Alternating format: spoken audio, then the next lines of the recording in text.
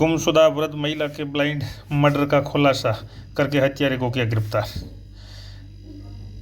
छेरई निवासी प्रार्थी मांगीलाल पुत्र जोराराम बिश्नोई निवासी ईश्वरवालों की ढाणी छेरई ने पुलिस थाना ओशिया में 11 अक्टूबर को रिपोर्ट दर्ज करवा करके बताया था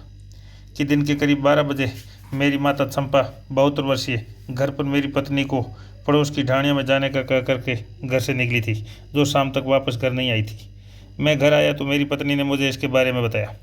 और मैंने मेरी माता को फ़ोन किया तो फ़ोन बंद बता रहा था और हमने आस पड़ोस की ढाणी में पूछताछ की, परंतु मेरी माता के बारे में कोई पता नहीं चला। और हमने रिश्तेदारी में भी फ़ोन करके पता किया, परंतु मेरी माता के बारे में अभी तक कोई पता नहीं चला था। मेरी माता के गले के अंदर सोने की कंठी थी, नाक में सोने का भौंरिया था और कानों में सोने के टॉप्स और एक हाथ में चांदी का चूड़ पहना हुआ था और पैरों में चांदी की कड़ियाँ भी थी और उसके पास में सोने की रकड़ी भी थी और उनकी जेब के अंदर भी 3500 रुपये पास में थे। राजेंद्र चौधरी थाना अधिकारी ओशिया के नेतृत्व में गठित टीम सहायक उप निरीक्षक देवी सिंह, सहायक उप निरीक्षक राजू राम और पोखराज, दयाल सिंह और अशोक कुमार द्वारा गुमशुदा चंपा के मोबाइल नंबरों की CDR मंगाई जाकर के विश्लेषण करके तलाश शुरू की। पूछताछ में जानकारी प्राप्त हुई कि गुमशुदा चंपा के कमर में दर्द होने के कारण ज़्यादा दूरी तक चलने में असमर्थ है। तब आशंका जताई कि किसी व्यक्ति ने पहने सोने चांदी के आभूषण लूटने की नीयत से हत्या कर दी होगी और मौके पर के डॉग स्क्वाड बुला करके तलाश करवाई गई और SDRF की टीम को बुला करके भी नहर में से भी तलाशी करने का प्रयास किया गया और तलाशी भी की गई, लेकिन कोई सुराग नहीं लगा। प्राप्त मान्य सूचना और तकनीकी विश्लेषण से ज्ञात हुआ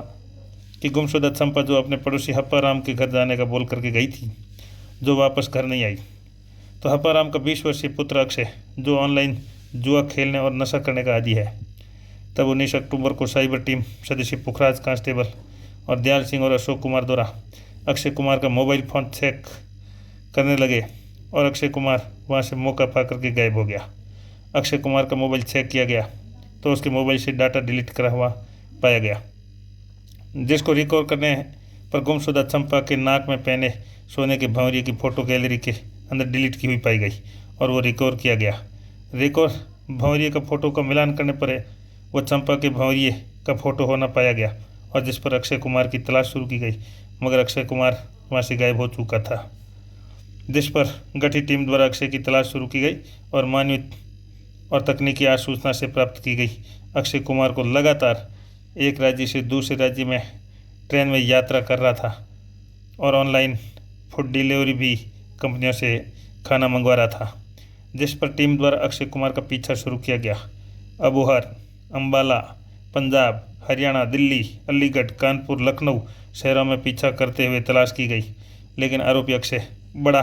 शातिराना तरीके से अपनी जगह बदलता रहा, मोबाइल को भी ऑन ऑफ करता रहा। अक्षय पुलिस टीम को पहचानता था। तब टीम द्वारा मुंह पर मास्क बांध करके और मंकी कैप पहन करके तलाश की तो अंत में रेलवे स्टेशन पटना जंक्शन यानी बिहार के अंदर दस्तयाब करने में पुलिस ने सफलता हासिल की है।